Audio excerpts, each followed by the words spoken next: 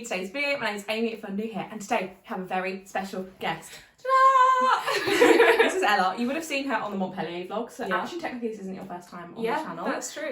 You and Katie are the only people that ever feature, so this is exciting. I feel so privileged. But today we're going to do a video on kind of the modelling industry, body positivity in that industry, if there is any body positivity in the industry. Well, we'll discuss. We shall discuss. But do you want to give a little background on you getting into the industry and what sort of things you do in it first? Yeah, okay. So I started in the industry when I was 15. I was scouted in an airport. And that's the classic model story. It is. We literally lived the classic It's model very story. cool. And then I was with them for 2 years, and then I went to some other agencies, and I sort of expanded to acting a bit more as well. So I do a lot of modelling for like fashion and beauty, and then I do a lot of like commercials and stuff, and trying to get more into proper acting, into TV shows and stuff later on. If you've seen my Instagram, you'll know, because I posted about the Q&A and a couple of your adverts, and people are like, well, that's so cool. So what are like the big names? Promote yourself. Just brag. I don't like brag it. For a minute. Just brag. Okay, so commercials, the ones that you posted was my one for Adobe Photoshop. Yeah. For Google Pixel, which I see every single day without fail about 4 times. Like, is Ella again? You just go away now and really know every ad is Ella. Yeah, well, you know, I just have to say just hello. pop up. Can't forget me. And then more recently, I did one for T-Mobile. That's not out yet. I'm excited to see that. But like brands I've worked for, like Nike, for Adidas, for Spotify, for Amazon, for literally every big brand ever. Also, apologies if you hear drilling in the background. My dad's drilling, and we need to stop the video. Going. He's still going. Every time we think he's stopped, he's just not going. Bless him. So you've been in kind of like different aspects of the industry, then, and kind of seen different sides. And there are different communities within the industry. So it's some models do commercial stuff, some models do high fashion stuff. So and I'm sort of a bit of everything. I love that. You've got to do lots of different things. Yeah. That's what we do with him. Right, so ask some of you guys questions, and I've come up with some questions because I'm nosy. A couple of these I also know the answer to, but also just want you to talk about it because it's really interesting. Love that. And we've had conversations about it in the past because I'm the sort of person that will grill Ella on all the different things. Because I find it such an... I think when you're not in an industry, to find out about an industry is really interesting. I find that amazing. Because they're all so different. Like I found what you do fascinating. Yeah, like the beauty industry in itself, it can be very toxic. The content creatory industry is weird and strange, and I feel like it's interesting to hear kind of an inside scoop because you don't hear about it. Yeah. So one of the first things, which is more just on like the body positivity side, so I feel like we could both answer this one pretty well, is do you think the varying sizes of clothes in different stores has a bad impact on how you view your body? And she elaborated and said like a size 10 in one store will be completely much smaller than like a size 10 in another store. So completely, especially in my industry. So I have like, when I show up to a job, I'll have like, they will have all my sizes. So they'll say, right, she's a size 8 /10 in trousers. Yeah. So they'll buy me that. Yeah. And then I'll turn up, they'll have bought me in specific clothing sizes. And I'll get there and they won't fit me. That was actually one of my questions. Yeah, and sorry. This is great. So, great minds think alike. So like, that is stressful. And I've learned to just, like, it's taken me a long time to understand. And same with most people, that you get to a store and they will not be the right size, even though they say your size. Surely there must be, or surely there should be, like, size range between, like, so any, like, centimetres, this and this counts as a size 8 across all stores. That'd be so much handier. You would think, but no. But there is literally not. Like, everyone thinks, like, models have got to have perfect bodies and that they're like this and that and the other. And I think when you go to a job and, like, I don't fit, I do get embarrassed. I get embarrassed, and I have started thinking, like, it doesn't matter anymore because, they booked me, and if I don't fit their clothes, then that's their own fault for not doing their research. But, like, it is just kind of how it goes. Like, you go into a shop and, like when I go charity shopping, I look at all sizes. Yeah, that's what I always tell everyone sizes. to do. I'm like, because, some big sizes will actually be, like, smaller, and then they'll also things have been like shrunk in the wash, stretched. Completely. Like, I always, as you say, like, shop in loads of different sizes. I bought a size 12 dress the other day, which fits. I've also got size 22 things I bought in the charity shop. Exactly. I just shop in all of them. All of my clothes are completely different sizes, so it's hard for people to know exactly. And as I always say, like, I think shopping in kind of your normal stores gave me such a like more negative view on like going up a size. Because in a charity shop, there's only one thing of everything, so you're like, well, I either fit into that or I don't. Yeah, but it's one thing. You don't have to worry about going up a size or down a size, and I feel like that has such negative connotations to it. Completely. Like when you're young as well, I think it's very easy to go into a shop and be like, oh my god, like my friend is wearing a size 6 or something itty bitty tiny, and you're like, oh my god, I don't fit into that. Like, and it just makes you feel horrible because there's a direct comparison of like, sizes, but in reality, like everyone's got slightly different shapes. Like if you've got slightly bigger thighs, then you're not going to fit into a size tiny jeans. Yeah, exactly. But your top of your body might be tiny and whatever, and there's no. Like it doesn't matter, like no, but it takes a lot of growth to understand that. And it's like really hard to kind of, I don't know, to like process that you've gone up a number. Like going from like a size 8 to 10 to going to like a size 16 within a couple of years was like major. That every time I feel like I went up size, I was like, the society's saying that's bad and you shouldn't be doing this. When in reality, I was like, actually, I'm just getting into my adult body. And let's be real, just like children you're children. Like you're not going to stay the same size when you're 15 to the size like you are now. Like let's be real, that's not how life works. I think we need to stop comparing like going up a size to like losing your battle of losing weight and all this, because ultimately that's just your body. You're growing, and even if you do change size, like that's so natural. Yeah, and it's just so normal. And you go through so much in life and so much like changes, like if you change your medication or if you just like go through a stressful time or whatever, you're gonna change, and you sort of like adding that extra stress of, oh my god, I've changed size is not. Yeah. But the horrible thing about modelling is if you do change size, it's a bigger deal. Because it's you your have career. to tell all of your agents, you're like, I've changed size, and there's the sample sizes and things. So what is is a sample size just the only size they have? So it sort of depends on the brand. Like if you're doing like bridal stuff, sample sizes is slightly more normal, which is kind of great. Because they are actually looking for normal people. Like they want everyone for brides and stuff.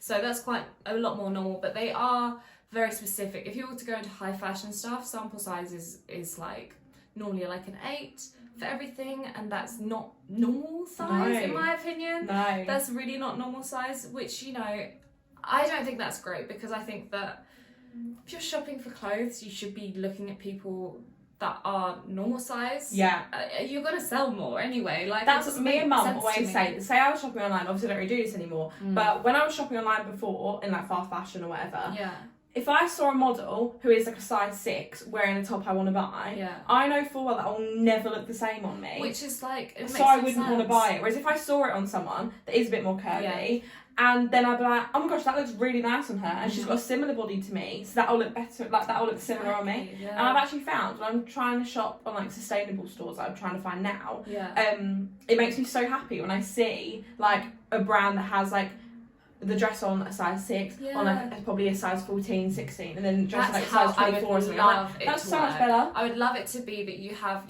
multiple different sizes, because you can actually see things. And how I suppose that's a works. cost thing maybe that.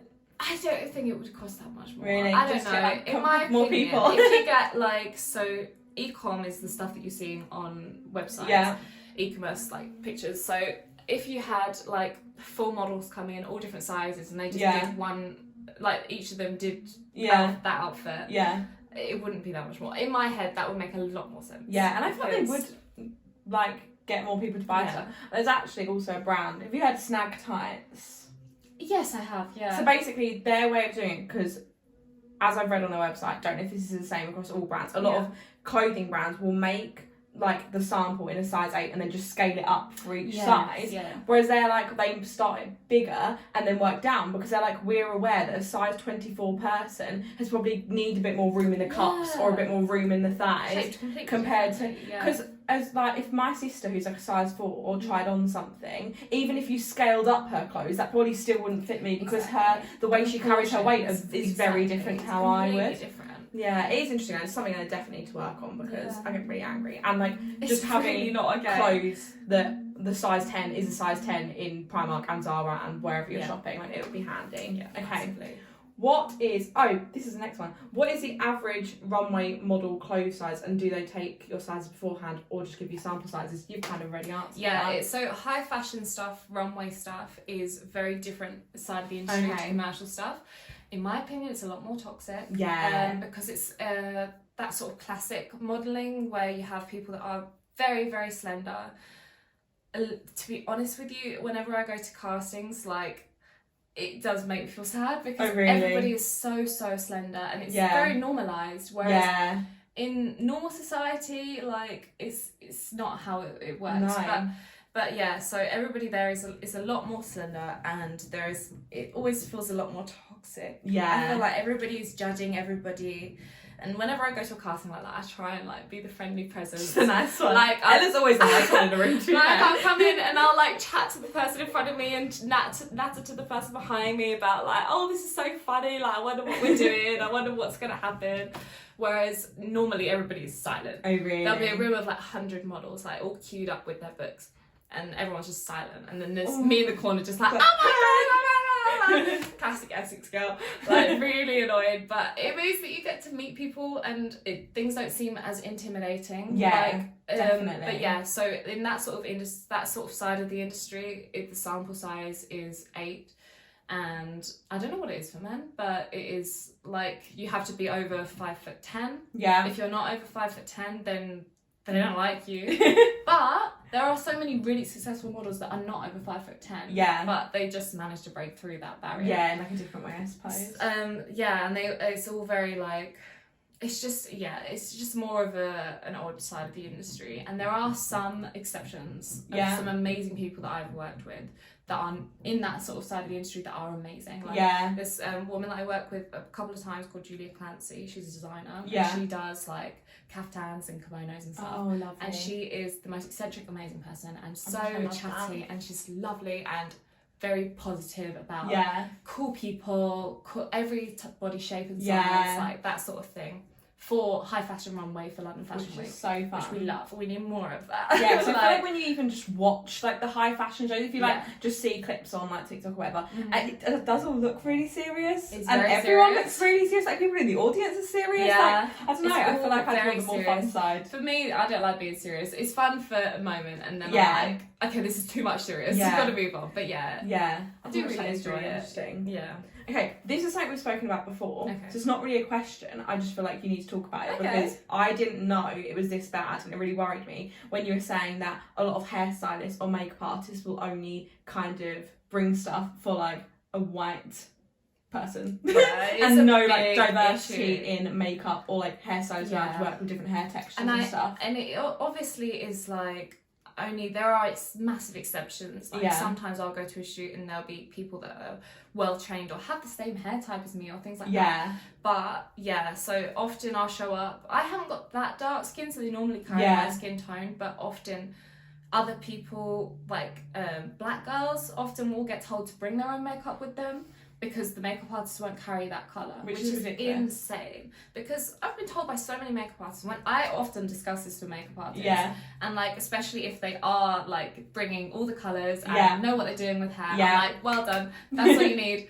And they'll tell me like, you know, all you need is like some lighter shades and some darker shades, and then you can mix. You don't need to carry like a billion shades. Like, that's not what I'm expecting. Because they have like darkening drops and lightening drops in most foundations now, don't they? So you can actually. So you don't need a billion. I understand it's very like, I am not a makeup artist, and it is very expensive to carry a big old kit. Like, and I understand that, but I think that just should be expected. Like, so many models are like, have such dark skin, and it should be covered. I don't know. Also, you don't want to like give. I don't know if it would give one like the models that have got their makeup all done by a makeup artist with the professional makeup. Like obviously, then that's the makeup artist's job to make you look amazing. If you're bringing your own foundation, it might not be like the right formula for like shoots and stuff, because it all depends on lighting and all that sort of thing, doesn't it? Exactly. The odd occasions that I have been asked to do my own makeup, depending, like it might be because they don't have much of a budget, and I honestly don't mind that. Or during COVID, I wasn't allowed to have people come close to me during shoots, so I'd have to do my own makeup. The comparisons with how much I'm not a makeup artist, like you'll see me on those shoots and you'll be like, that makeup looks dodgy, because I did it myself. But like, it's literally their person's job to make sure you look good in the lighting, and like makeup for photos and stuff is so different to makeup you do day to day to look nice. Exactly. Like you have to do all these tricks and things to make yourself look good on camera, and I don't know them. No. But again, with hair, it's it's equally as bad. Like, so many hairstylists that I've gone to have had no idea how to deal with my hair, and they'll be like, what do you do? And I'm happy to answer and tell them what to do, but I feel like that should be told. Also, like, surely do they not know the models they're going to work with before the shoot? Often they do. Sometimes they don't. Yeah. Sometimes they're not told at all, but often they do. Especially if it's a big shoot. Everyone will get a cool shoot with all the names and all the pictures of all the models that they're going to be working with. So they'll know exactly what to prepare for. And, you know, even if you don't know exactly what you're doing, that is fine. Like, I don't expect everyone to be a complete professional, but I do expect, I think just generally, hairstylists should be trained in afro hair. Yeah, because I don't know. Obviously, when I went to college, it was a hair and beauty kind of section. And I'm not sure if they were made to work with every hair type. Yeah. Like, they were probably only working with straight hair. Yeah, and I think it's probably only like an issue in like England, like probably in the modelling industry here, because they maybe like majority of people, I don't know. I don't know. It seems like the sort of thing that everyone should be but learning. Also, let's consider like lots of people have curly hair who aren't like white, like who are white. Who are white. So it's like, I don't understand how you can just train on one sort of hair and not know. But I've worked with so many hairstylists that are amazing and know exactly what they're doing. You did the shoot for, what brand was it, when you did like the hair reverse? I've done one for Inculus and done one for Remington. Yeah, because they did your hair straight, and oh my gosh, whenever I see you with straight hair, I'm like, who is that? That's not Ella. It's amazing. It's so different. Me too. And he was actually a brilliant I was gonna say, because that must have been amazing, because obviously if you're working for like a hair brand, they're brilliant. To be insane. They're actually two of the best hairstylists I've worked with. For one for Inculus, and he was a celebrity hairstylist, and it was really cool. And for Remington, amazing. So fun. Like, they knew exactly what they're doing, knew way more than I do about my own hair. Well, it's such that I follow quite a lot of TikTok creators who have all different hair textures, or children who maybe have different hair textures to them, and I'm like, it's such a minefield of like, but learning how to do any hair type is so different. So like, it's so interesting, because only what you have is probably what you know how to work with the best. And I completely get but that. It's so interesting to find out about different, like how they all need different care. The same with like skincare, and like every 100%. kind of a beauty, like it all requires something different. And it takes that just experience. And I do understand. I think one of the reasons why some people aren't trained in that sort of thing is because a lot of the time, to cut costs, even massive brands will do this. They will hire a makeup artist and then say, can you do hair as well? And they'll go, yeah, sure. Yeah. And so they'll do hair and makeup. So they obviously are great at makeup and have some training in hair maybe, but not completely. Maybe not like as thorough as so I can see why that is become an issue, because a lot of brands want to cheap out on their shoots, which is, everything's expensive at the moment. So fair. Interesting. It's interesting. Okay, do you get any mental health support? I assumed that was going to be the answer. I feel like many industries do, but it seems like an industry that's going to affect your mental health probably more than a lot of industries. Yeah, I think it really does. Like, I think when I started as well, I was very young. Yeah. And I think some agencies are better than others. Like, some agencies are really focused on making sure the well-being is kept and stuff. Like Kate Moss's agency, she's only got a few models, and every single shoot, an agent will come with them to the shoot. Oh, okay, yeah. But it's not possible in most agencies. No. So that is a rare thing that happens. So like, there's no like what do you call it, union? Yeah. Like, so there's no like overseeing person that helps everyone universally. Yeah. The main like point of care is your agents. Yeah, I was gonna say the agents are kind of people that look after you. All of my agents are amazing and do look after me. But they also have loads of other models, so they don't have time to do checks to see if you're doing okay. Yeah. And there have been situations that I always think are a bit dodgy, and I've managed to be fine because I sort of got to know the industry and I was fine with it. But like, you can be really tricked into this industry, I think, because a lot of people start very young. There are a lot of dodgy agencies out there. There are a lot of scammy agencies. There are a lot of scammy photographers. And there are a lot of cases where someone where you'll have photographers that are a bit dodgy, will make models feel uncomfortable, and you'll just turn up to some random person's house and they'll expect you to do X, Y, and Z, do a nude shoot or an underwear shoot without express permission by agents, and all these dodgy things that really can affect your mental health. Yeah. Along with the fact that it's a very image-based. Yeah, it's all just about how you look. all about your image, and that really can affect you. There's not too many other industries that are literally just what you look like. Because yeah. ultimately, that is what they're buying. Yeah. They're taking no your talent. service just for you to look nice and you. stuff. Yeah. And promote the stuff. Exactly. It's really interesting. Which is, yeah, so that definitely must, you know, affect people and tell them that no, there's no, like, express thing. I suppose especially if they've kind of not got like friends in the industry and like the network that you've probably built up over a while and like the support you've got. Like, I'm sure a lot of people don't have the support of like family and friends to fall back on and stuff. And especially because modelling is sort of an industry that you don't often get into because of friends. You often can, actually, that's a lie, but a lot of people get into it because they'll be scouted and they don't know anybody else in the industry, and you'll just have to guess. And I feel like it's an industry that not many people know the insides of it. Like, I would have no idea how any of it works if I obviously didn't know you or just didn't. I feel like it's not secretive, but you don't really know. You see the final product, but that's kind of all you really know. I think getting into it is all very weird, and once you're in it, in a agency, understanding the ins and outs of it is all very confusing. If anyone does have any questions, they can DM me and I will answer them. Like, because it is like, you need like someone that understands it and knows when something's right and normal and not normal, because there are some things that seem weird and dodgy, but they kind of are just the norm industry. And there are things that are dodgy and shouldn't be happening, and you need someone to tell you that's not normal. But especially if you're starting out as well, you probably want to say yes to a lot of stuff and you don't really feel like you've got the authority to be like, no, I'm not doing that, that's my line. It's one of those industries where you could definitely have a power play of people and you can't be having that's not ideal in any industry. No. So you've touched on this already, but a different side of the industry, then very different in body image and the way they kind of not treat you, but you kind of the expectations of what you look like and stuff. So like if you were, as I said, the high fashion industry is very, very image based, very much like mannequin. Like, you're a mannequin, you put on clothes, are you the right size? No, then we don't want you.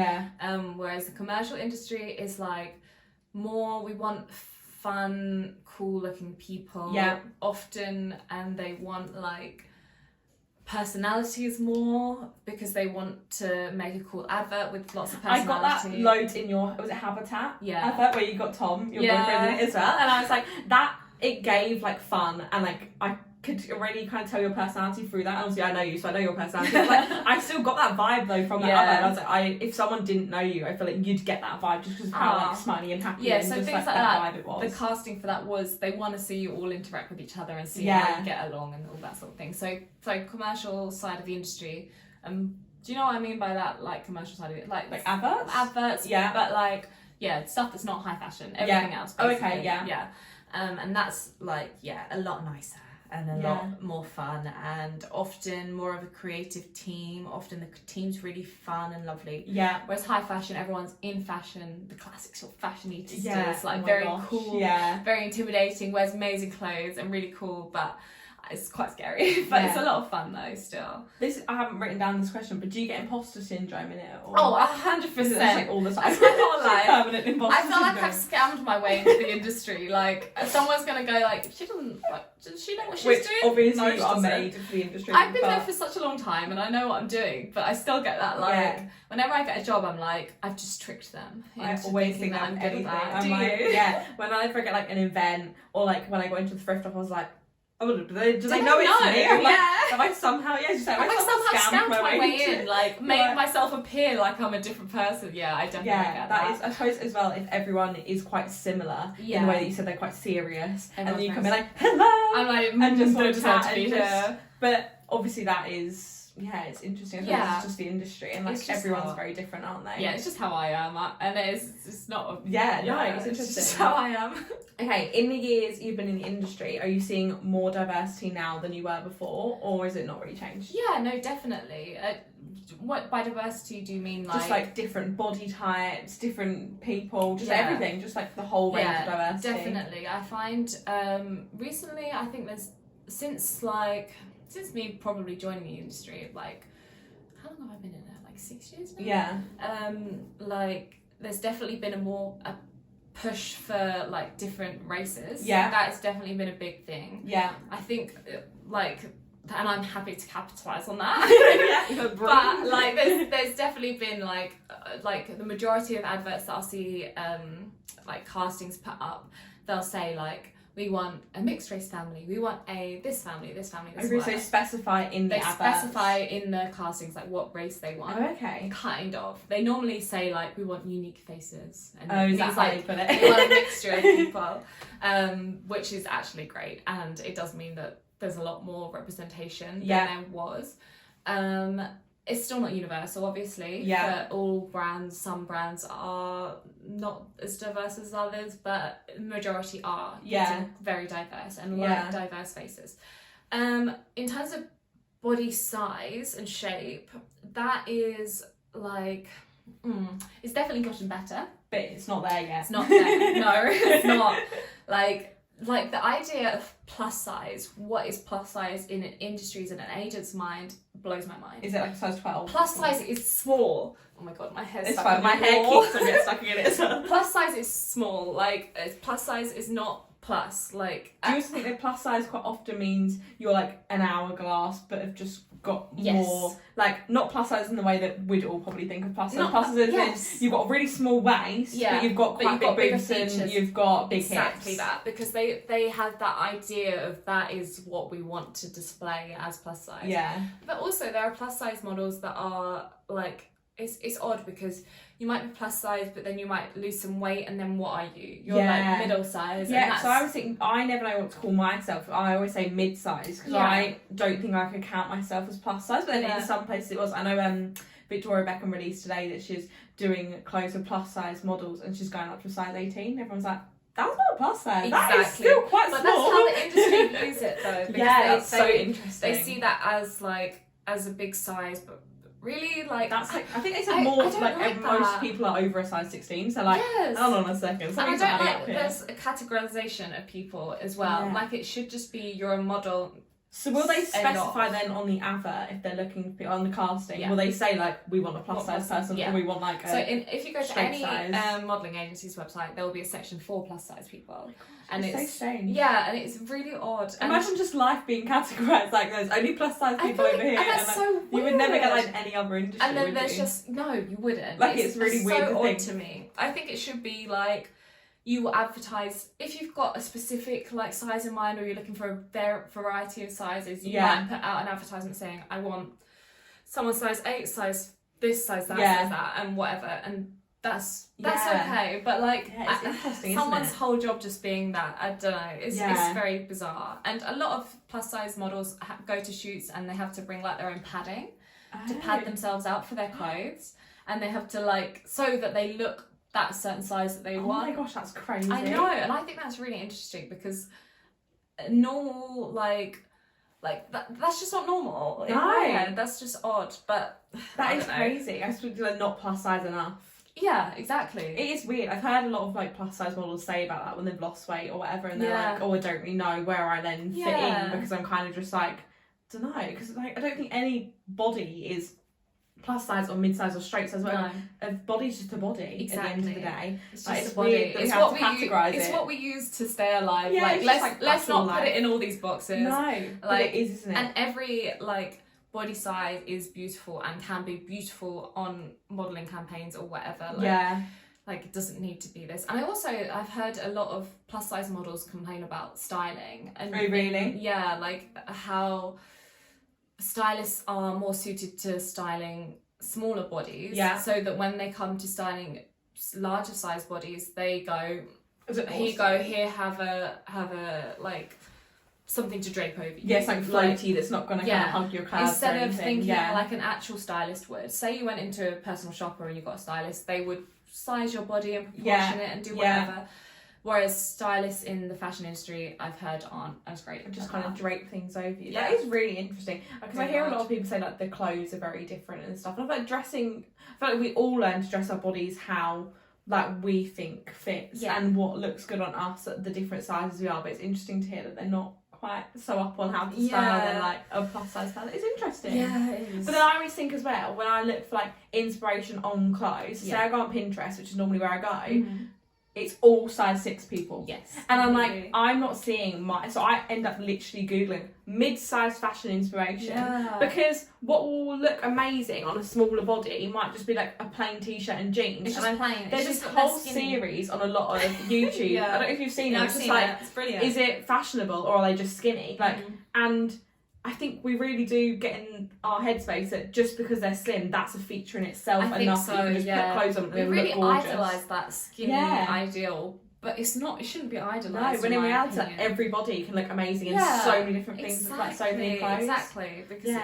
puts too much pressure on people. But I suppose if they've not got the inspiration then to go to, and if traditionally, like having a plus size person on the runway isn't what they're used to styling, because the industry hasn't been that way, then I suppose it is a learning curve, like how to then style these bodies in the way that, because they've had years and years and years of how do we style these very very slim bodies. And I think the industry is only just changing. Yeah, it's slowly becoming better, and there are slowly becoming more models that are just all shapes and sizes, and that's exactly what it should be, but it's just going to take a long time. I feel like it's an industry that's always slightly behind on that sort of thing, and it needs to catch up because it's what everyone sees. So it's definitely important. Okay, so this is a bit of a light-hearted one. What do you wear to castings and shoots? Are you wearing makeup? What clothes are you wearing?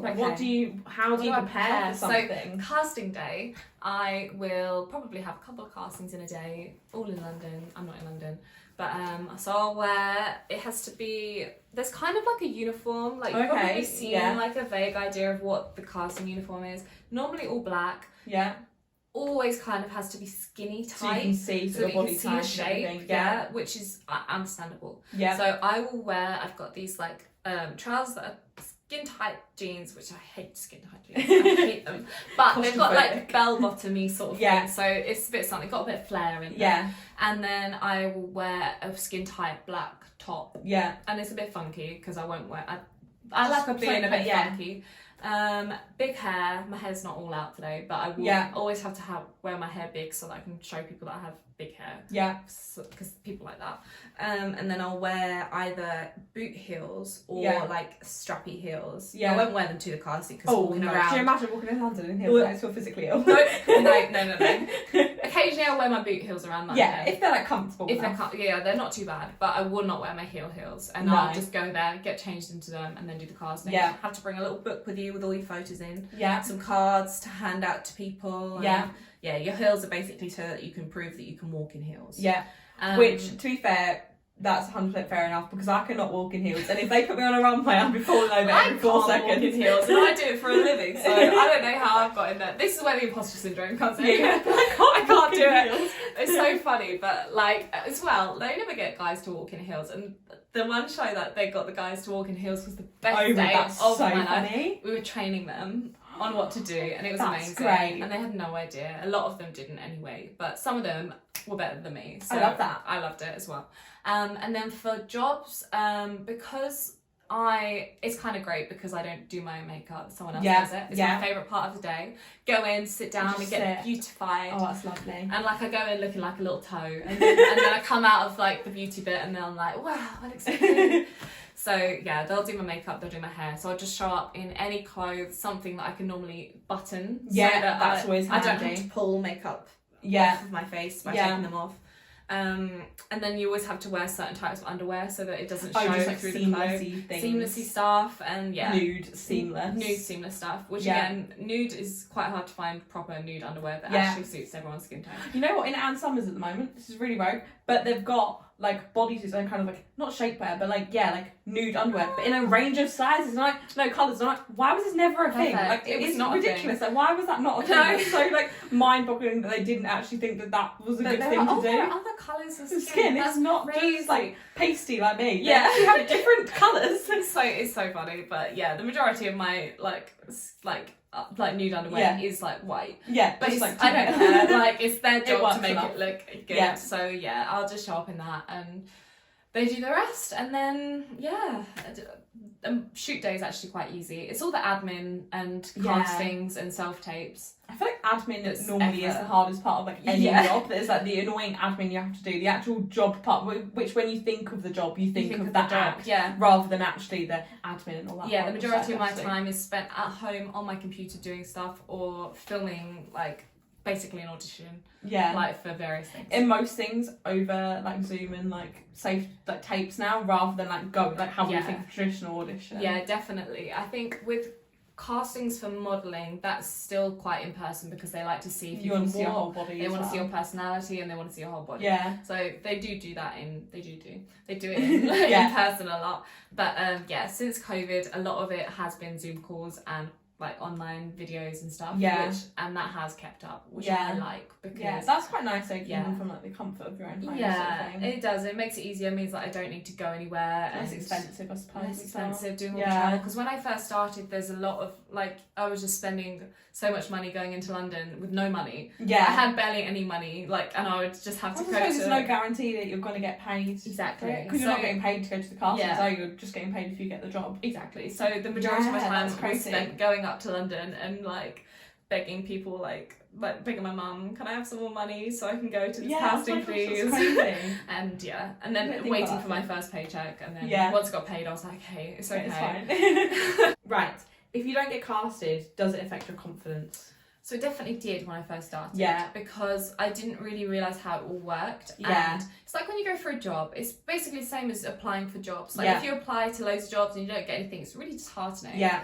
But after a while, I sort of understood how it all worked. Yeah. Like, they'll put out a casting call for a specific person and I'll apply to like loads of them in a day. Yeah. And I'll just like, I've definitely gotten more replies and more cancels for things. So that's good. But it kind of is just how the industry works, is that they'll be looking for a specific type of person with a specific personality and this and that and the other, and there'll be hundreds of people that apply. Yeah. I can't be offended if I don't get it. No. My sort of way of doing it now is I'll apply to something and then I'll forget about it. Yeah, that's probably the best way to do it, isn't it? And then if I hear back, great. If I don't, I'll try not to remember it. Yeah, you're like, oh, it didn't happen. And only like nowadays, like that's what I do really. I don't really think about it. I don't really like remember all the people I applied to because I have a bad memory, and that works in my favour. Right. It works in my excellent favour because I don't remember all the people that I've applied to, which is beautiful. Yeah. But occasionally I will get a job that I'm like, I really want this job. This is so cool. Yeah, just something fun. And every now and then when I don't get jobs like that, I'm like, oh, that's really annoying. Yeah. Or I'll get really far down the line. I'll be speaking to directors and I'll be like, I've got it. Yeah. And they'll be like, nah. Oh. I suppose as well as you say, you put in this work before, don't you? Yeah. And if you have like multiple stages to get through and you've done all that and then you don't get it, you're like, oh, I put in all that the amount of work to go in to learn like a whole script, to get the character, and then to send it off and then get a response like, it's not quite what we're looking for. We want someone that's a bit older. I'm like, why did I try? This also isn't a question, but I've just thought about it. Go on. Because I thought they might want to know, like, how, in terms of, like, acting and stuff. Yeah. Because did you do drama or did you not? I did at, like, school, but I never went to, like, drama school, like, to do, like, a degree, which really makes my imposter syndrome go crazy, because I'm like, but I feel like in a way that's that. Even better that it's just, like, organically. Yeah, it does mean that I've sort of, like, grown through the industry, which is great because I get to know how it is in real life. Do you find that people that have, like, say, gone to uni to study these specific things, whether that's acting or like fashion or whatever, do you find that they are different in the industry when they get in it, rather than you just kind of organically grown into it and just like kind of experienced it? It's a really weird thing because so many people do go to drama school and are really, really talented actors. Yeah. But because it's a really hard industry to get your foot into. Yeah. That's the hardest part, is to get your foot into the industry.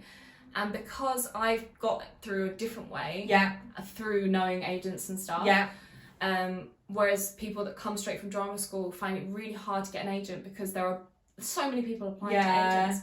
I feel really bad because there are so many people way more talented than I am that don't get these agents that they should be getting, that they deserve to get. Like, because it is just such a competitive industry. Yeah, it does just seem very competitive from the outside looking in. I see them TikToks of like, I saw one the other day, it was like Mamma Mia, a casting or something, and the queues just to like get an audition, it's like an open, and I was like, oh my gosh, that's supposed to be like 1,000 people all trying to go for this one role, and you're like, that's crazy. Like, how do you even make a foot into it? Yeah, it's like it's so tricky. It's not what you know, it's who you know. In the film industry and the advertising industry, is very much who you know. Yeah. It's so much who you know, which is, I feel like it's bad because there are some probably really, really talented people out there that don't get that aren't going to break through. because it's just hard to get that little foot in the door. You need to know someone, and like the way people build their teams, like if you wanted to be I don't know, like any role in that sort of industry, you have to be like, someone needs to recommend you really, and go, oh yeah, I worked with them and they were really good, let's bring them back on this team, or something like that. So that's why when you're in the industry, it's fine because people know you and they like you, and that's fine. But when you're not in the industry, to get in, it's really tricky. It's so hard. It just sounds all like an absolute minefield. It's a minefield, and I feel bad for all those people. But you know, if I can help anyone, get them into it. Just, even just knowing someone and like knowing maybe a little bit about it will give you a bit of an edge. Just doing like amateur stuff and then slowly getting your way up is a good way to go. Yeah, that is interesting. I suppose. Do you do like shoots that are then like for free at the start, just to kind of like get your foot in? I still do them now, like free, like test shoots they're called. Because, you know, if I see someone like on Instagram or something that follows me and I'm like, they're so good, like they're a makeup artist and they're amazing, or a photographer, and I'm like, I want that sort of thing in my portfolio, because so then I'll work with them, they'll get amazing shots for their portfolio, I'll get amazing shots for my portfolio, and it just means that when people want like people to work with, they'll look at those shots and be like, oh, she can do that. I've been doing it more recently because I like, if I'm like, oh, I want to break into this side of the industry more, I'll do test shoots that are like that. And do you think people feel a bit like they don't want to do that because I deserve to get paid? I know when I've done it for there's Haven's Hospice charity shop that I do lots of work with. I've modelled for their Depop before, and they really struggle to find people to model for them, because obviously they're getting paid and volunteer, and that is, so I count it as like an extension of my volunteering. But a lot, they say they really struggle to find people, and people just cancel them and stuff like that, like on the day. And they always get like 6 people scheduled and like 2 or 3 people show up. That's horrible. Because they're not getting paid. People don't really think like that. No. And it's just like, that's not okay. People just don't want to do it. Obviously, I'm not a model, so I'm like, oh, this is so fun. I'll try on all the clothes. I'll do it. But equally, like, it's interesting to see like they're like, we still want to like get people in, but it's hard to. I think it is because it's sort of like especially when you're like, people don't want to work. Like, it is work for them for nothing. And I completely get that, because, you know, it is like how you pay your bills and stuff. And it's like the effort of getting there, paying for that, and all like your time, like all of that sort of thing. But I find with my industry, there's a lot of time where I'm not at a shoot, where I would just be doing admin for a day, and I'd rather be doing a test shoot and getting some kind of cool photos. They might not even be good photos, but they might be good.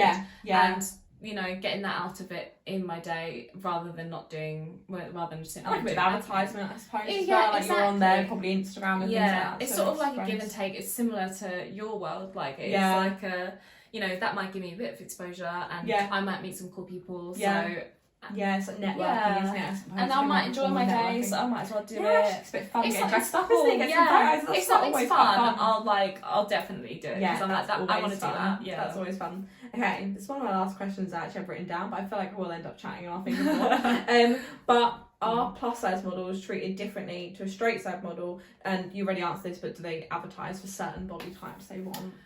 So they obviously do advertise for certain body types, and I think they do, especially in like what I was talking about with stylists. Like, they train on like small sized bodies, and I've heard so many people say that they don't get treated the same as like from stylists. And I just really, I really don't like that. I think that's so unfair and not okay. And it's a similar situation with the hair thing and the makeup thing, where I think if you're a stylist, you should train with all body types, with all like everything, and makeup artists should be all skin types, and hairstylists should be all especially like the level you're working at, where it's not, you understand it if maybe a small kind of stylist or makeup artist who doesn't have this full kind of range, but then when you're working with these bigger brands, you would have assumed that they would therefore want to be more, you would think. There are so many big brands that have done shoots that seem so amateur, and or I've done small shoots that seem so professional. So like it's not like necessarily like how good they are, and like, I don't know, it's such a weird industry. Like, it makes me sad that they get treated differently, I suppose, but then equally, like, the industry has always been like that, and it's like, how do you change it? Like, how do they change that? And as a consumer, is it I don't know. I always kind of do look at, like, I wouldn't want to support a brand that isn't inclusive. Yeah. And, like, even when I'm buying stuff, like, I don't really like buying from places that don't do, like, a wide range of size. But I understand, again, that's a cost thing. Yeah, and if it's smaller brands, you can be more forgiving. Yeah. Because you're like, you know, you could only afford To 2 buy, models, so you're going to do 2 different types and whatever. Or you can only afford to construct a certain amount of pieces. Big brands have no excuse. No. Like, they don't. Like, you really should be doing better, in my opinion. Like, you should be showing a real wide range of people. And, yeah, I think so anyway. Yeah, it's so interesting. I think it's an industry that not a lot of people know about. And we only do really hear the bad stuff. Yeah. Like, I never hear any good stuff about, like, in terms of, like, body image and all that sort of thing. You do hear about these, like, crash diets and them being told, like, I think especially when you hear about the Victoria's Secret and all that side of the industry, especially like lingerie and things, is that, like, so much worse? I don't know if you... Like, I think it depends on your agents and things. Like, a lot of agencies, high fashion agencies, I'm not sure if they still do this, but when I was looking at agencies, they would ask you to come in every Monday or something, and they'd measure you, and if you put up weight size on your waist, or so they like would measure your waist, your hips, and your bust, and if you'd gone over what the considered sample size is, they would ask you to lose that weight. Oh my gosh, that's and like my worst there have been nightmare. cases of people, like agents giving people diet pills and all of this horrible stuff, like basically really horrible things that were just going to cause like so many issues, so mental much health damage, issues in people, so much damage in people. And like, that's why I love agencies that don't care about that. Because it doesn't matter. It doesn't actually matter. No. You just enjoy yourself, live your life, and people will book you. And like, you don't need to be thinking about all these little things. Like 1 centimetre on your hips is not going to change if you book a job. You're not going to notice it. It doesn't make when any you've got clothes on, difference. you're definitely not going to notice it. No, if you're happy in yourself, that is all that matters. And I think that some agencies still have a way to go. Yeah. And yeah, because some models I know have been completely traumatized by the industry. Like, I've heard so many models say horrible stuff that makes me feel so sad for them, like about thinking about food and eating and stuff, and so many eating disorders in the industry, in other models, and it just really makes me so sad, because there should not be an industry that exists that perpetuates eating disorders. No. That's not allowed. That should not be okay. It should not be okay. And half of the industry is okay and doesn't, and is quite loving and caring. Yeah. Half of the industry is, and can be quite harmful. Because when you hear about it, and I always think back to when the models were a lot, I don't know if they were slimmer or just used it in like the 90s and all of that, and it was very much like, we want to see your bones, and if we do not see bones, we're not happy. Exactly. And it's like, that see just your bones. seems absolutely crazy. And I feel like, I don't know, I don't know if brands as well will put out this whole image of like, we've got loads of like plus size models and all this. It's like, yeah, but actually, are you treating your slimmer models still like bad? And are you actually treating these plus size models well, even if you are advertising them? I don't know. But there are so many like dodgy things that like I've seen happen. Like so many, like if I ever go to high fashion jobs, they will not feed you.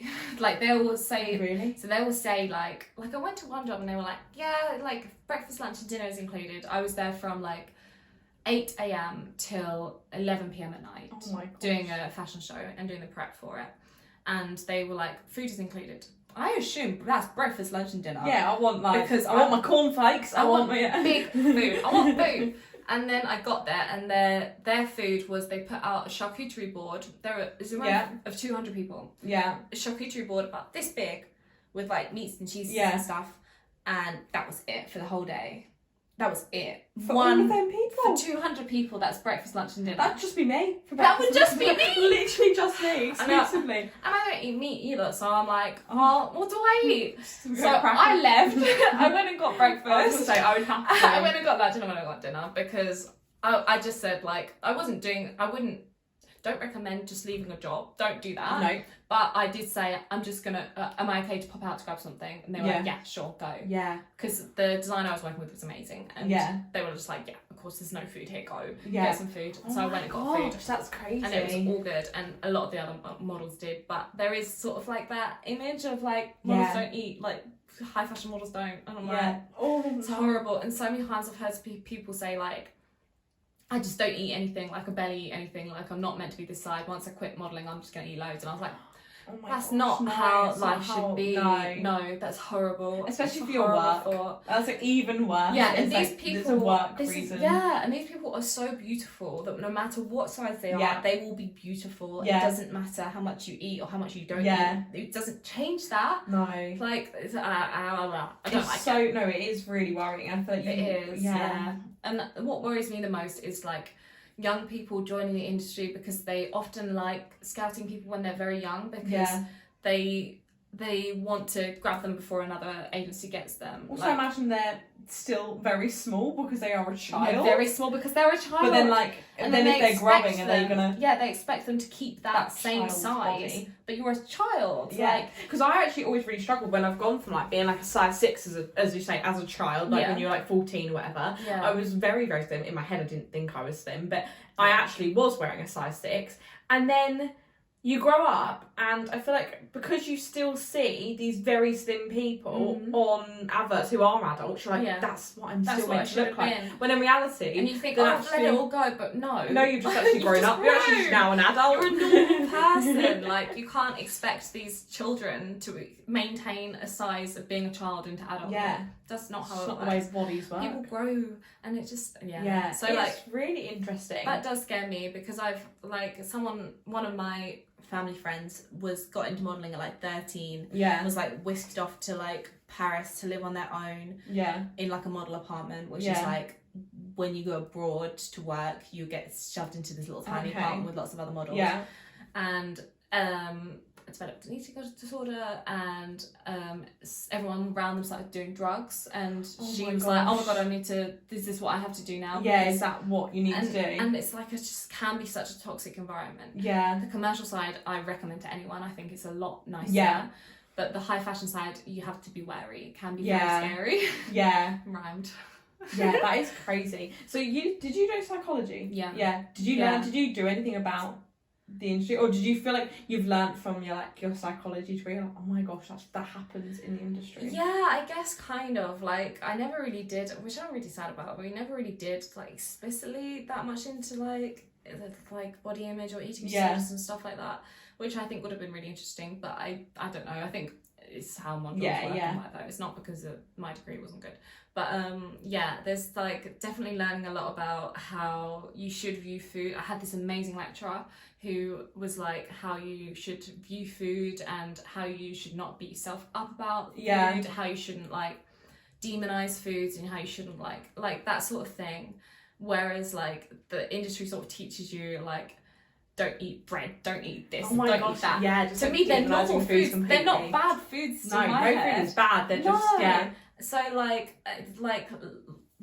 being taught by this amazing woman. She was absolutely brilliant, one of my favourite lecturers, and she's talking about how like you should just how to stop demonising everything and so treating something as a prize and treating something as like a punishment. And I suppose in the industry that probably is really prominent of like, you don't eat all this, so you don't eat bread until like a special occasion. With like a lot of models that go into like food blogging and stuff, and they're like juices and salad bowls and really things, and I'm like, I don't know, it's completely fine to be blogging about that and eating that sort of stuff, but I don't think you should present a certain type of food with a certain image, because people just naturally have different body shapes, and it doesn't like, I don't know, I don't think that body shape completely correlates with like I don't know, you shouldn't be thinking about all of this stuff. No, especially then I think if you then seeing your body, like how I view my body, I know it's completely different to how I see a runway model's body, but I equally know that I am healthy and that is fine, and that they're probably like healthy as well. But you can't tell, can you? But I think we see like the pictures on the runways, and that is a beautiful, healthy person,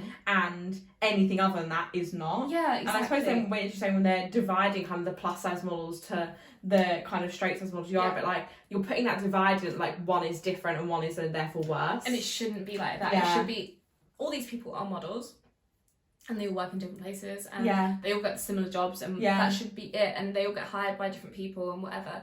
It shouldn't be a divide. You're completely right. In my head, it makes no sense, because it also makes people that are plus size models think, if I wanted to lose weight, I can't because that's my job gone. Yeah. Like, or if I wanted to do X, Y, and Z, like I can't gain it because then I'd be too plus size, or I can't lose a little bit because then I'd be not quite plus size. Like, your job should not be defined on how much you weigh. That would mess with your mind so much. Yeah, it shouldn't be. No. Yeah. Okay. We've been very negative about the industry, so I'm going to say 3 of your favourite things to end it. Okay.